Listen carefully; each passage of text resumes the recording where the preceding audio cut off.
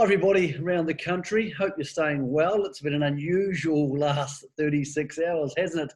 Craig Thompson, we hoped we weren't going back to any sort of lockdown, but you and I, my friend, little fish, big fish, are in Auckland, which means we are stuck in the fish tank. Yeah, good morning to you, Michael. Good morning to the viewers as well. Yeah, it's not the place to be, Auckland. We want to be outside this region, but unfortunately we're stuck here. And it affects harness racing, Michael, with Cambridge, obviously. The target at the week ahead with possibly Thursday to Saturday. We'll talk about that shortly. And yeah, luckily enough, the levels we're at the racing can continue in the South Island anyway. And I'm really looking forward to a meeting on Sunday at Kurau. It's great to get out of a region. We've had a lot of racing at Alexandra Park and Addington. Isn't it nice to get to a different domestic meeting? Yeah, it is. It's going to be great to see racing there for the Kurau meeting on Sunday. Just for those people who watch harness racing casually, racing can go ahead at level 2 and level 3. The problem is with horses being in Auckland, the Cambridge meeting, which was going to be Thursday night, those horses can't travel to Cambridge. So Harness Racing New Zealand have bumped it to noon on Saturday. They have two things they can do. If the travel restrictions are lifted, and you wouldn't take short odds, then the meeting continues as normal and the horses north of the Bombays can come south to race at Cambridge.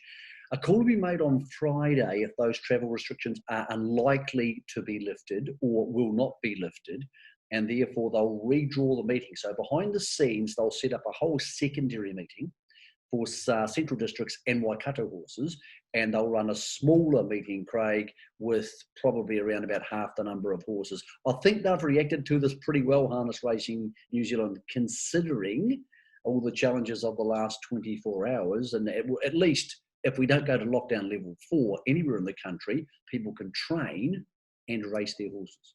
I applaud Harness Racing New Zealand because they could have taken the negative attitude and say, hey, listen, let's just can Cambridge altogether, and the participants get nothing.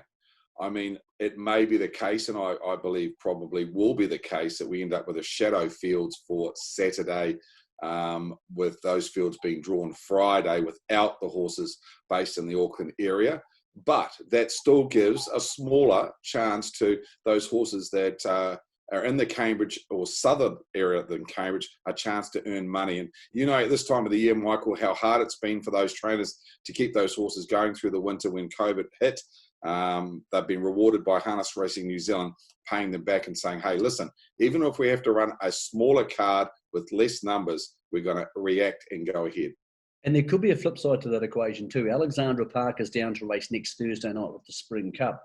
They could actually hold their meeting at level 3 because there's enough horses north of the Bombay, obviously in Pukekohe and all around Ardmore and Clevedon and those regions, that they could have enough horses. It'll probably be an 8-race meeting, but they could have enough horses clearly. So the horses who couldn't go to Cambridge on Saturday, if that happens, could go to Alexandra Park on Thursday. And all the open class horses are obviously trained north of Bombay. So look, I think it's going to be the case, guessing, that we'll have Cambridge in a shortened form on Saturday and we'll have Alexandra Park able to race next Thursday as long as things don't get worse. But we'll see how that plays out. All of that, Craig, is an awfully long way from Invercargill, where we head today for the Thursday meeting, the afternoon meeting. The first race goes at 12:40.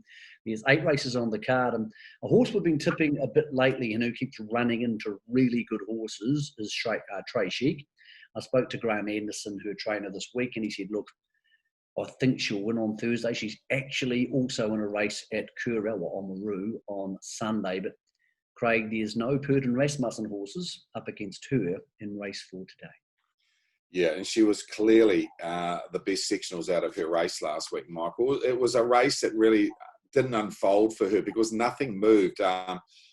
Ivana got round nicely for Tim Williams from the second row and it unfolded beautifully for her because she found the front. But Matty Williamson ended up fullback on the outside waiting for something to move and just nothing did move. He had to move himself at the 600, made a sprint home. I got her home in 27.4 coming wide on the track. So she's made really good ground in a quick quarter. This field doesn't look to have the depth of last week. I know she's drawn awkwardly at 8, but a majority of these, they've been in the maiden rags for a while. So, Michael, I think she's probably the best bet of the day, $1.75. I mean, there's a couple of shorter ones later in the program that have to win, but she's better than a maiden, and I expect her to go close.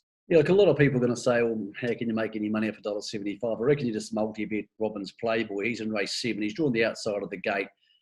It was just ugly last start from the standing start. Slow away. The rival drivers drove against him and kept the hammer down, as they were allowed to do, so he couldn't get into the race. And then when he moved, everybody moved in front of him. It just made you feel sick if you're on him. The sectionals are probably pretty good. You would have done those. I thought back to the mobile, he would win. So if you're thinking to yourself, it's Thursday afternoon, I feel like a punt, I'm sick of all this COVID shit, you could probably just go race 4, race 7, Craig, double your money and leave it at that. Well, he's a horse now that gets back into a race that very similar to 2 starts ago, where he drew the same draw, posted forward, found the front, rolled on, and 241 on a wet track.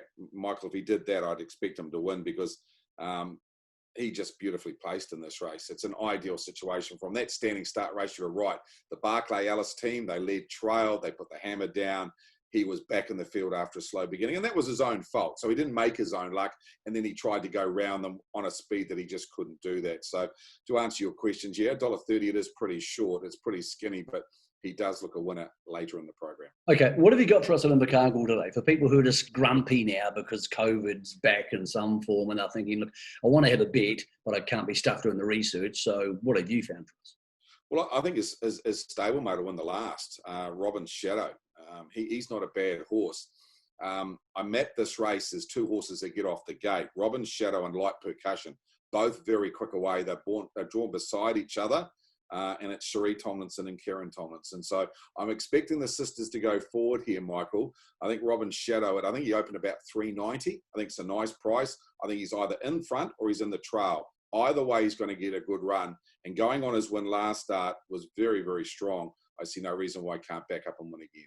Nothing earlier in the day, because I know I tip it every week now and I'm starting to hate myself, Robert. The Artful Dodger, I thought it's got to win a maiden race somewhere. It's probably found itself in the right race early in the card today. I think so, Michael. He opened up around about 360. I think it's probably a fair price for him. I don't quite trust him yet. He gallops more than he trots, but the day that he gets around 100% correctly, he'll win a race, and that may come tomorrow. He's also down to run at Curragh on Sunday. If I was to chuck one out a little bit of longer odds, it is in the later trot. It's a race where Davy Mack's opened up at 280. I just couldn't take 280 around Davy Mack. We get beaten too often, Craig. You can't take 280 about horses who don't win 4 out of 10, and he doesn't win 4 out of 10. Well, he wins 3 out of 31, so that's his strike rate. So he wins 1 in every 10 starts, and he will be in front at some stage if he steps, because that's his modus operandi. He just has to run, and he has to try and run them into the dirt. But he finds one better more often than not. I thought there was one in here that ran about $7 called Kiwi Crusher. I clocked its run. It's 2,200 metres from a stand last week and 249 from a stand. That wins majority of most trot races. I just thought she was probably third up. Brent Barclay takes the drive for the Amber Hoffman team, and I didn't mind her. She was $7.50 into $6 at the moment, Michael. I thought she's an each way bet if you're looking for something longer in the program. Thanks, mate. We'll talk to you tomorrow. Stay safe, everybody around the country. Before we go, Craig, there'll be some people that are bored because they're in lockdown. How do they get all your whalish information? The whalish information, nice, Michael. Ring the 0900 number, 0900 900 99. That'll get you a quick call for that meeting. Or if you want to subscribe for a month, just go to our website, walesharness.co.nz. Good on you, mate. We'll talk tomorrow, because tomorrow on Big Fish, Little Fish, we're going to talk about some serious open class horses rocking up at Eddington.